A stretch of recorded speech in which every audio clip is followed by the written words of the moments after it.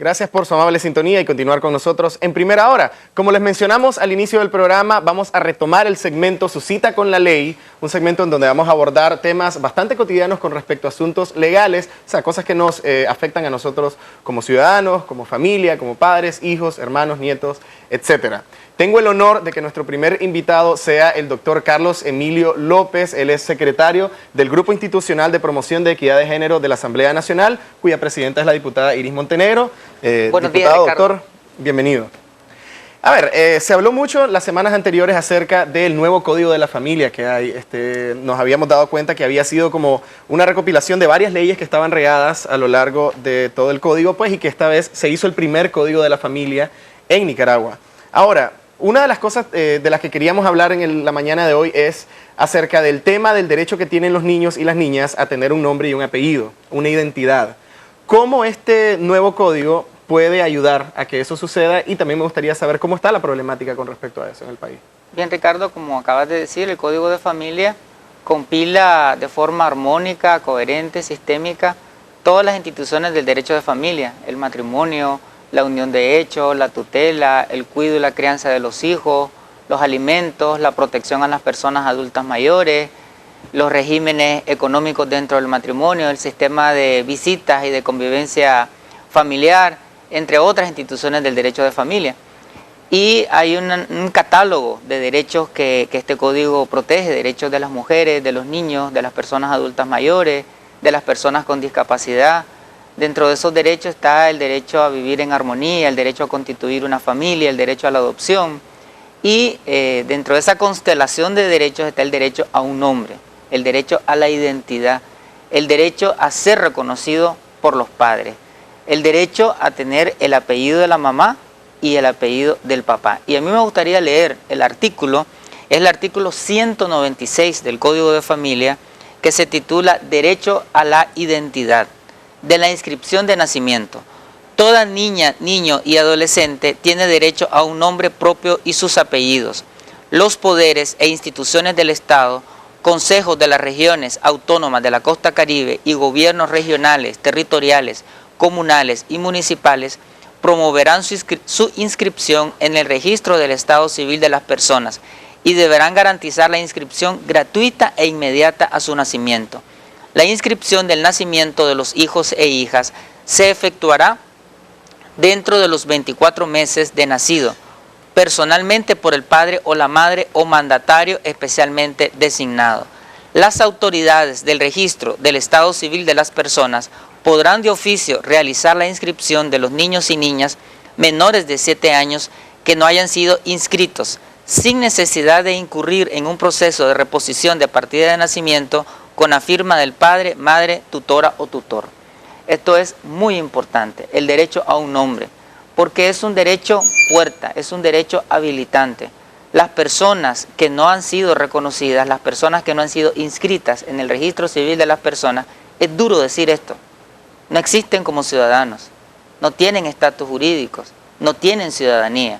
Entonces, una persona que ha sido reconocida, que tiene sus nombres y sus apellidos, ese es el primer derecho para poder ejercer otros derechos. Sin ese derecho no podés inscribirte en el colegio. Sin ese derecho no podés ejercer derechos civiles y políticos, no podés recibir herencia. Es decir, ningún derecho podés ejercerlo sin este derecho primario, este derecho básico, este derecho inicial, que el Estado en este código está garantizando que el primer certificado de nacimiento se va a entregar de forma gratuita. Esta es una buena noticia para todas las familias nicaragüenses, que lo que conocemos popularmente como partida de nacimiento pueda ser entregado de forma gratuita y se elimina lo que existía antes, de que las personas cuando no eran inscritas inmediatamente después de su nacimiento se daba todo un proceso judicial de reposición de partida de nacimiento. Ahora eso ya no va a existir. Durante los primeros 24 meses los padres pueden inscribir a sus hijos, aunque tienen la obligación de hacerlo inmediatamente. Pero ahora el Estado extiende el periodo hasta los 7 años para que si los padres no asumieron su responsabilidad, pues puedan inscribirse. Y el registro civil de las personas puede de oficio hacer toda una labor de vigilancia comunitaria, escolar, para garantizar la inscripción de los niños. A mí es muy bueno saber de que se le ha facilitado el proceso a los padres para inscribirlo, pues como para ya no poner la excusa de que no pude, no tengo con qué. De todas maneras sí es mi obligación, pero sí me gustaría abordar otra de las causas y las razones por las que los niños a veces no tienen el apellido del papá. Sí me gustaría saber qué es lo que ocurre en ese caso, pues, o sea, voy al ejemplo precisamente de los padres que no asumen su responsabilidad voluntariamente, o sea, deliberadamente. En Nicaragua tenemos un problema muy serio, cultural, que es la irresponsabilidad paterna. Es decir, en este país el cuidado, la crianza, la manutención de los hijos ha sido mayoritariamente asumido por las mujeres. Y desde el nacimiento, el niño viene a la vida, la niña viene a la vida, la mujer inscribe al niño solamente con su apellido, el papá no asume la responsabilidad de asumirlo como tal. El primer acto de responsabilidad paterna es inscribir al niño con su apellido. Es más, muchas veces cuando se da la inscripción, la mamá va sola a inscribirlo.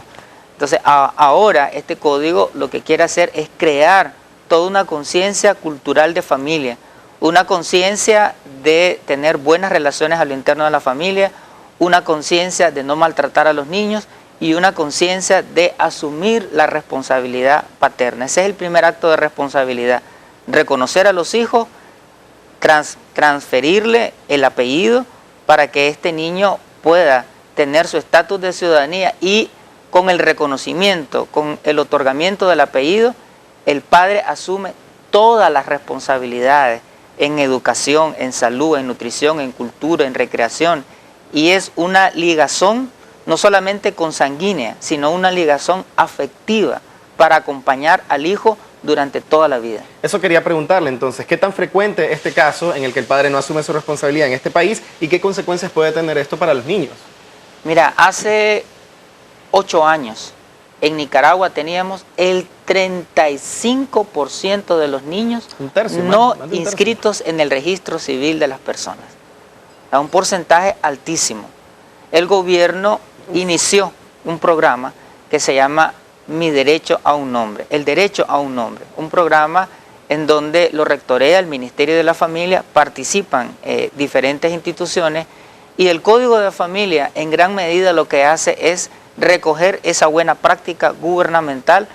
Lo que se hace es institucionalizar ese programa, el derecho a un nombre, y este código establece que el Estado tiene que crear una serie de mecanismos para garantizar la inscripción de los niños. Por ejemplo, se establece que el Ministerio de Salud, a través de los hospitales, los centros de salud, va a abrir ventanillas de inscripción de los niños y de las niñas. Se establece que los consejos regionales y los gobiernos regionales en la costa caribe, en conjunto con el registro civil de las personas, van a crear inscripciones itinerantes para las personas de los pueblos originarios y afrodescendientes que viven en comunidades lejanas y quizás no pueden llegar a las instalaciones a inscribir a los niños, ir los funcionarios públicos, los servidores y servidoras públicas a las comunidades a inscribir.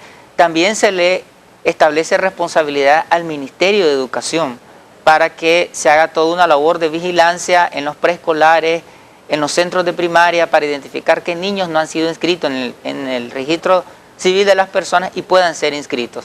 El programa El Derecho a un Nombre, que comenzó hace 8 años con el gobierno, ha logrado reducir de ese 35% a un 15%, es decir, ha habido todo un proceso masivo de inscripción de los niños y de las niñas, pero eso gracias a una voluntad del Estado. Pero aquí tiene que haber una combinación de la responsabilidad estatal con las responsabilidades de los padres de familia, fundamentalmente de los papás de los hombres. A mí me gustaría mostrarle, diputado, que hicimos una encuesta en las calles de Managua. Algunas personas querían hacer una pregunta con respecto a este tema y querían hacérselas a usted, pues tal vez nos ayuda a contestarlas. Así que vamos a ir viendo una por una. Veamos la primera pregunta. La pregunta que yo le tengo al señor, pues al abogado, de que yo tengo 2 niños y yo estoy demandando al papá de mis 2 niños. Pero a él no me le da absolutamente nada a mis niños. La grandecita tiene ya 8 años y él tampoco me la reconoció, él me la dejó en panza. Y si fue al niño, también por lo consiguiente. Ahora yo lo estoy demandando por pensión alimenticia a él y se le ha mandado la notificación y él no responde tampoco. Él se niega, a él lo niegan en la casa. Entonces yo quiero saber cómo puedo ser yo en ese caso, porque yo necesito que él me dé para mis 2 muchachitos, porque los 2 son de él, ¿ven? ¿Y qué puedo hacer yo en ese caso? Y ahora al respecto, él no me reconoció a mis hijos. ¿Qué puedo hacer yo al respecto para que él pues me lo reconozca a mis hijos? Porque los apellidos son solamente míos. Él no tiene los apellidos de él. Y ya los niños están grandes. Y el pequeño ni lo conoce, solo la grandecita. Eso es bastante común, bastante generalizado. Seguramente muchas de las mujeres televidentes que están presenciando este programa han tenido la misma experiencia de esta señora, que tuvieron hijos con otro señor, pero la responsabilidad solamente ella la ha asumido, los apellidos solamente de los hijos son los apellidos de la mamá. Este código establece algo que la Constitución ya consignaba, el derecho de investigación de la paternidad, y establece también el derecho de reconocimiento de los hijos. El código establece que cuando una mujer da a luz a un hijo y lo va a inscribir, lo inscribe con su apellido, pero dice quién es el presunto padre.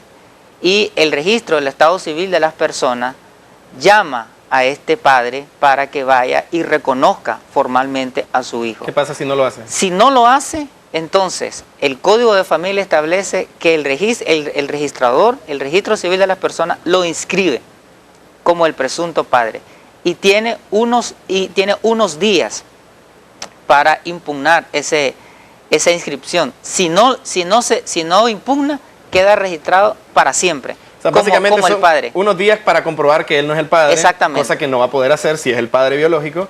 Y ok, entonces esto lo obliga. Así es. Ahora, el código establece un mecanismo científico, que es el examen del ADN, que es el examen de marcadores genéticos, que tiene un 99.99% de cientificidad.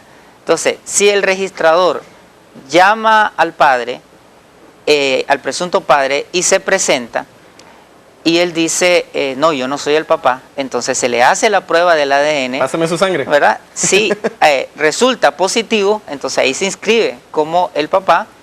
Si resulta negativo, entonces se inscribe solamente con el apellido de la mamá. Pero resulta que cuando la mamá, en casi todos los casos, cuando la mamá dice, ese es el papá, es porque ese es el papá. O sea, muy difícilmente una madre se va a arriesgar a hacer un señalamiento y que esto sea negativo, ¿no? Porque la excusa más común que dan los padres que no quieren serlo es, no, a saber qué hiciste, que yo no soy el padre y a saber con cuántos te metiste, pero muy raras veces eso es. Sí me gustaría pasar a la segunda pregunta de esta mañana. Con el nuevo código, si hay alguna multa o algo sobre los padres que no quieren reconocer a los hijos. Ahora, esto está ligado también a la pregunta anterior. Muchas mujeres quieren demandar por reconocimiento de paternidad y quieren demandar por alimentos. Perfectamente se pueden juntar las dos demandas y hacer un solo proceso, de tal manera que el resultado del proceso judicial va a ser el reconocimiento de paternidad y a la vez el reconocimiento de alimentos. Y el Código de Familia establece que si hay un hijo de por medio, el padre tendrá que entregar el 25% de sus ingresos. Si hay 2 hijos de por medio, el 35% de sus ingresos, y si hay 3 hijos o más, el 50% de sus ingresos. Si el hombre reconoció al papá y lo que ha ocurrido es que no ha entregado sus deberes alimentarios, que el concepto de alimentos en el código es educación, salud, nutrición, educación especial, si estamos hablando de un niño con discapacidad. Entonces, sí lo reconoció en cuanto a su padre, le reconoció sus apellidos, pero no ha sido sus deberes alimentarios, entonces en juicio de alimentos únicamente, y si no ha cumplido por cierto tiempo, la aplicación de la retroactividad es hasta por 1 año. Ok, es retroactivo entonces. Me gustaría pasar entonces a la siguiente pregunta de esta mañana. Mi pregunta es, ¿qué hacer en caso de que el padre se niegue a dar el apellido? En el caso que la mujer pues no reciba el apoyo del padre del hijo o del niño. Más o menos el mismo caso que habíamos visto antes, pues, pero una pregunta que yo quisiera agregarle a lo que está haciendo la muchacha es ¿a dónde pueden acudir? Entonces, pues, ok, ya sabemos más o menos el procedimiento legal que puede ser, pero yo no sé a dónde ir, no sé a dónde tocar la puerta. ¿Hay algún lugar a donde me puedan asesorar? ¿Cómo no? En la Defensoría Pública, que es una instancia que depende del Poder Judicial, tiene un área de familia y ahí se brinda asesoría y acompañamiento legal a todas las personas que no tienen recursos con qué pagar un abogado. Esto es otra buena noticia que trae el Código de Familia, la institucionalización del área de familia dentro de la Defensoría Pública como un órgano que va a acompañar a la ciudadanía, sobre todo a las personas de escasos recursos en los procesos administrativos y judiciales. Por otro lado, muchos de estos asuntos se pueden resolver por la vía administrativa en el Ministerio de la Familia, que es el ente rector de la aplicación de este código en los asuntos sociales o administrativos, y también el ministerio va a ser quien va a llevar muchos de estos casos, va a acompañar, va a representar a los niños y a las niñas también en muchas situaciones, así que el Ministerio de la Familia es otra entidad del Estado a la cual se puede recurrir en estos asuntos. Si por la vía administrativa no se resuelve, pasa a la judicial. Así es, este código es preferentemente no judicializable. Este código lo que busca es que los asuntos de familia se resuelvan al interno de la familia. Sí. Si no se resuelven al interno de la familia, van a la instancia administrativa, que es el Ministerio de la Familia. Y si no se resuelven ahí, entonces van a la instancia jurisdiccional, que son los juzgados de distrito de familia y los juzgados locales de familia, que ya tenemos 22 juzgados de familia a nivel nacional. En Managua ya tenemos 12 juzgados de familia y las personas también pueden ir a los juzgados de familia a interponer sus demandas, sus asuntos de familia. Excelente, muy bueno saberlo. Pasemos entonces a la última pregunta que tenemos de nuestros televidentes. Mi nombre, cuando yo ingresé al ejército, yo me inscribía con el nombre de Jaime Antonio Juárez Gutiérrez, que fue después que me adoptaron mi papá de crianza, pero sin darme cuenta de la realidad del verdadero nombre que yo tenía, en el cual en el registro yo aparezco solamente Jaime Antonio Ríos. Pero cuando mi niña nace, la niña mayor que yo tengo nace, yo no tenía documento como argumentar y me decían de que tenía que tener documento más, ¿cómo le llaman? Un respaldo que era mi hija. Entonces la única manera que ocurrió, pues, para que no se me llegaran a multar, pues la inscripción de la niña yo la inscribí con el nombre del ejército cuando salí del ingreso, pues el ejército la inscribí con Juárez. Ya, pero mi verdadero nombre es Jaime Antonio Ríos. ¿Cómo puedo hacer en este caso para poderle cambiar el apellido a mi hija? Bueno, es interesante la pregunta del señor. Dentro del derecho a la identidad existe una categoría que es la imprescriptibilidad. O sea, el derecho a conocer quién es mi padre no tiene vencimiento. En cualquier momento una persona puede ir a las instancias respectivas a decir, ese es mi papá, e iniciar un proceso de reconocimiento de paternidad. Y es decir, el reconocimiento de los hijos no solamente lo puede hacer entonces la mamá en el momento del nacimiento, sino que lo puede hacer el hijo en cualquier etapa de la vida. Y la persona que es señalada de ser el presunto padre tiene que presentarse ante las instancias respectivas para hacerse el procedimiento que la ley establece. Y si el resultado es positivo, este padre tiene que asumir, en primer lugar, la transmisión del apellido y la asunción de todas las responsabilidades como padre. Es interesante porque también aquí vemos algunas de las consecuencias, pues ya a largo plazo, de lo que sucede cuando uno no le da el apellido a sus hijos, pues. Y es un tema muy importante y por eso, diputado, quiero agradecerle enormemente por habernos acompañado. Y sí queremos anunciarle a toda nuestra teleaudiencia que vamos a estar haciendo este segmento todas las semanas en temas no solamente familiares, pues temas de todo tipo que nos van a servir a nosotros en asuntos legales. Así que no sé si quisiera dar algún último mensaje, alguna última información sobre el tema específicamente de los apellidos. Mira, el tema de la responsabilidad paterna tiene 1000 implicaciones. Sí. Aquí tenemos fracciones de tiempo para poderlo transmitir. Tiene implicaciones económicas. A propósito de que hablábamos de tu papá, de los asuntos económicos, antes de la entrevista, la CEPAL ha hecho muchas investigaciones que establece la relación entre paternidad irresponsable y pobreza. Es decir, a medida que los niños crecen con padres responsables, superan la pobreza.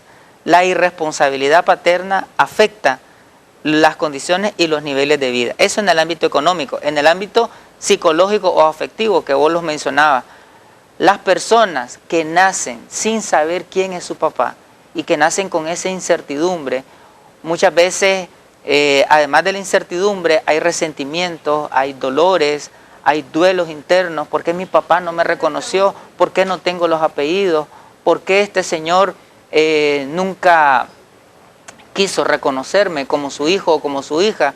Es decir, daña la autoestima, daña la seguridad, daña la interioridad y la espiritualidad de las personas el no haber sido reconocido por su padre. Y muchas veces esos padres buscan a sus hijos cuando son adultos mayores a pedirles perdón. Entonces el papá también tiene un daño emocional. Entonces asumir una carga que se lleva por toda la vida y que ya cuando se está a punto de partir de este mundo busca el arrepentimiento y busca cómo resarcir, y quizás en términos espirituales Dios le perdone, pero en términos sociales y en términos de vida causó un daño para toda la vida de una persona. Entonces asumir la responsabilidad paterna es un asunto que tiene que ver con diferentes tópicos, con diferentes ámbitos, y contribuye al desarrollo humano de las personas, la familia y el país. Diputado, solo una cosita, me voy a tomar la libertad. Es que Maritza está aquí en el estudio y le quiere hacer una pregunta también a usted. Tal vez podemos pasar rápidamente a Maritza y contestar esta pregunta. Fíjese que yo tengo una pregunta bastante interesante que le está pasando a unos amigos, que es que el papá de la niña de una amiga nunca fue responsable. Ahora la nueva pareja de mi amiga, y ya se casaron, quisiera adoptar a la niña, pero el papá nunca se hizo responsable. En estos casos de los cambios de nombre, de los cambios de apellido, ¿cómo funciona? Sobre todo cuando se sabe que el papá nunca fue responsable y que el nuevo papá lo quiere hacer. Bueno, Maritza, ese es otro tema que está contenido entre el Código de Familia, la adopción. El proceso de adopción, quizás le dedicamos un programa completo al tema de la adopción, porque hay todo un proceso administrativo, judicial, hay una etapa preadoptiva, adoptiva y posadoptiva, requisitos, condiciones para adoptar, derechos que tienen los niños que son adoptados. Un niño o una niña que es adoptada tiene los mismos derechos como un niño que ha nacido de una relación consanguínea. Es más, la filiación en este código se establece por dos motivos: por relación consanguínea y por relaciones de adopción. Entonces podemos abordar esa inquietud de Maritza en un programa sobre el derecho a la adopción que tienen los niños. Bueno, Maritza, ya nos diste un tema para una de estas semanas.